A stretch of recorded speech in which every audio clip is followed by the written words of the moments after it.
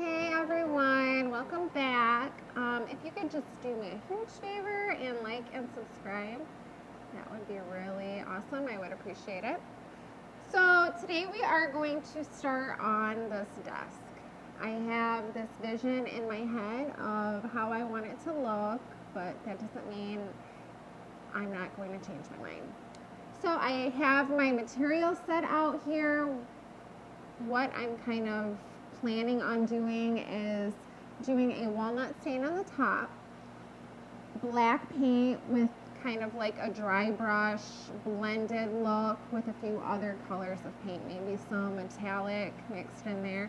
I'm not really sure. It's just kind of wherever everything takes me is how it's going to go. So I have to start off by sanding, and what I'm going to do is go outside and sand. We're in Michigan. It's very cold outside. I think today the temperature is like 36 degrees. It did snow. The snow is starting to melt, so that's good. It's very cold outside. I have on 3 shirts, 2 pairs of pants, and 2 socks. So hopefully I stay warm. It's not fun sanding outside in the winter.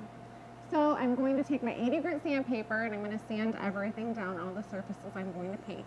Then I'm going to take a finer grit sandpaper such as a 120, and I'm going to start on the top and I'm going to smooth out any imperfections or swirl marks or anything like that that my sander makes, because I'm using an orbital sander.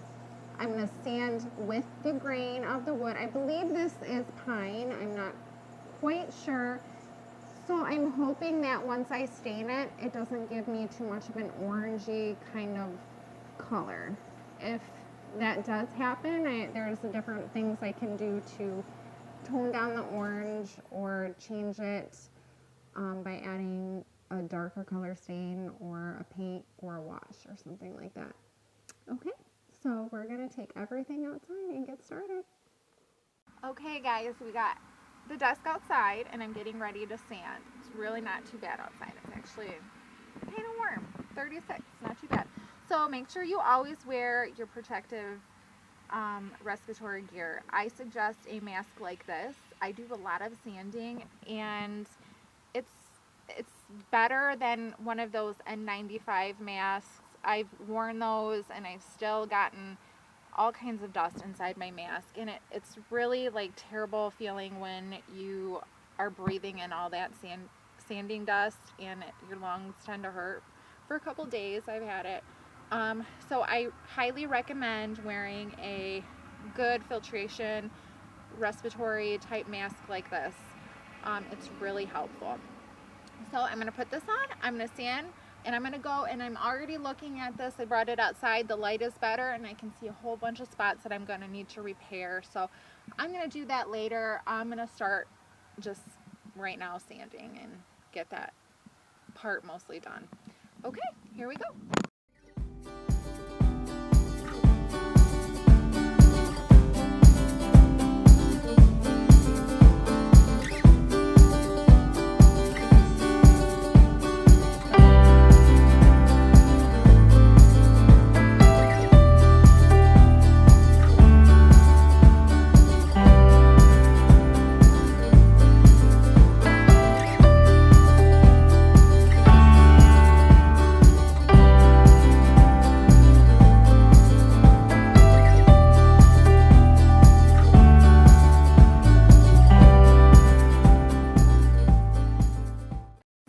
Cold, but what I figured what I would do while I'm warming up is I'm going to make a couple repairs, and then I'm going to go back inside and stand in front of the heater. But I love this stuff. This is like Bondo. This is like my best friend when it comes to making repairs and veneers or holes or things like that. I don't know if it's stainable. I haven't ever tried that, to be honest with you, but I just put it on places where I know I'm going to paint. So I'm going to take this, I'm going to fill a couple of holes that I see, and I'm going to show you how I do it really quick. And it's super easy. Just take, it's like a putty, take a little bit of it, you plop it in like this, and then this is a hardener. And it comes with it. The hardener comes with it. I'm going to try and show you. I'm freezing right now. It is very cold outside. Okay, here. Just add a little tiny bit. I think on the jar it says, I pretty much eyeball everything. So, I mean, it's a very small amount you need to mix in with it. I will go back through and read it when I go inside, and I will give you a more accurate amount that you're supposed to use hardener to this putty stuff. Okay, so it's mixed, and it doesn't take long to set up. It takes about 30 minutes.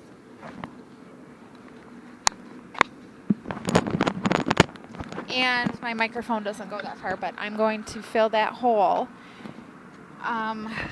with it, and it's sandable.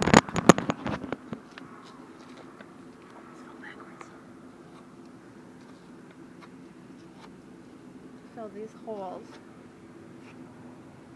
So with this thing, I'm going for an industrial look anyway, so I'm not really too concerned about imperfections and stuff like that, but I don't want big, huge, giant holes everywhere.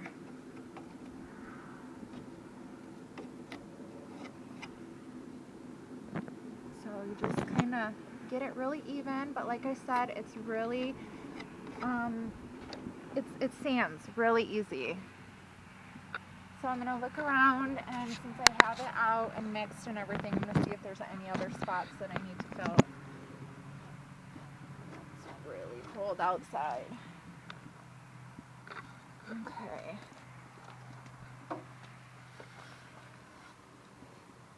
Alright, let's look around this back area.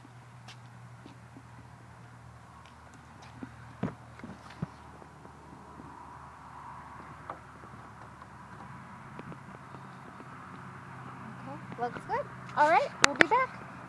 Okay, now I almost fell over. Okay, guys, I have to keep stopping and changing my sandpaper because, as you can see, it starts to gum up and it doesn't work well. So I have to keep stopping and changing it. So I've done that, I think, 3 times now. So I should be on my last sanding disc with the 80 grit before I switch to a higher grit sandpaper.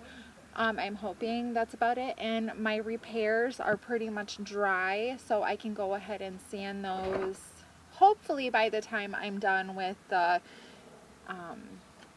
my last 80 grit. So stay tuned.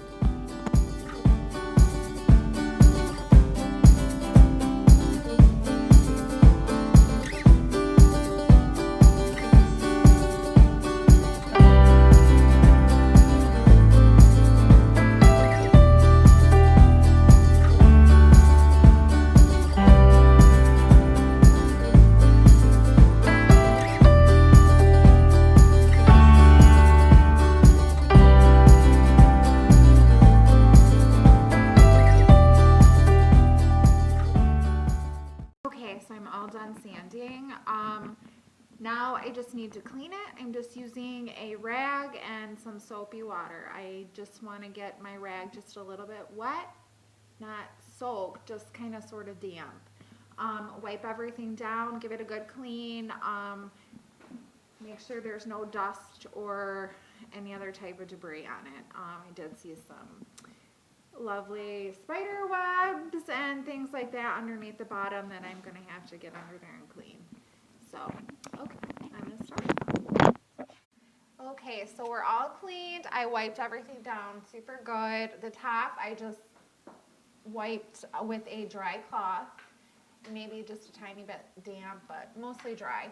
And I got all the dust off the top. Everything is clean. Now I'm about to stain the top, and I'm using a Varathane Special Walnut is the color. I'm not really sure how it's going to turn out. Like I said, I'm not sure what type of wood this is. I think it's pine, but now that it's down, I'm not quite sure. The I have the finish off and everything. I'm not quite sure if it's pine. So I am going to go ahead and stain this and see what it looks like. So I'm just using a rag. This is my preferred method. I don't usually use a brush or a sponge or anything. I usually just use a rag. So far, I'm really liking this. I'm happy with the color.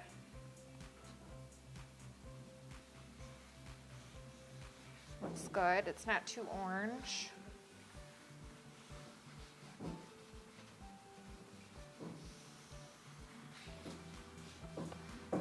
So I'm trying to stay with the grain as much as possible, and I did stir the stain up really well. It tends to settle at the bottom. So as you're mixing it, you can feel, you can usually feel a lot of goo or settlement at the bottom.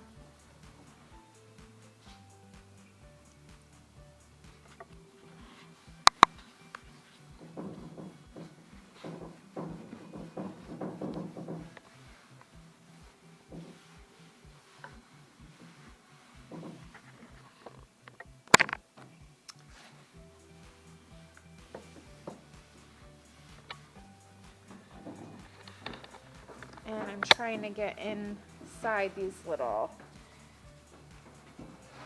nail holes there. And like I said before, I'm doing an industrial look, so I'm not super concerned about having things not perfect, because I'm kind of looking for that style anyways, something that's imperfectly perfect.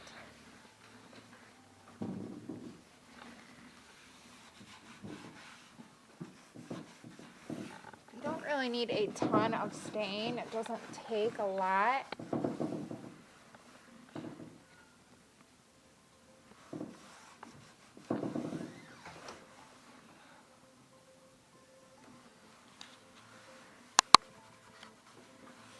And as I was sanding, I was thinking about all the things I might like to do.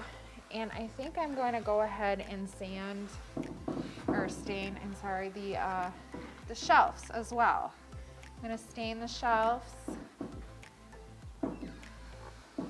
And worst case scenario, I can just paint over it if I decide I don't like it.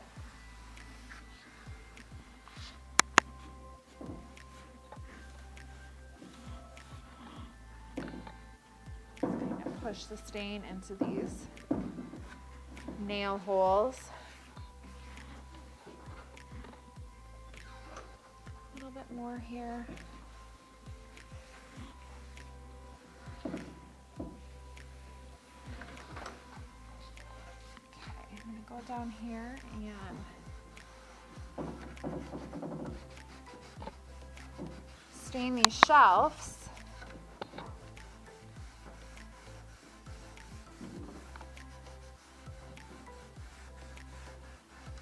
As you can see, a little bit is going a long way. Okay, so we are going to let the stain dry and come back tomorrow and start painting and hopefully finish it. Like and subscribe to this video. And share it too, please.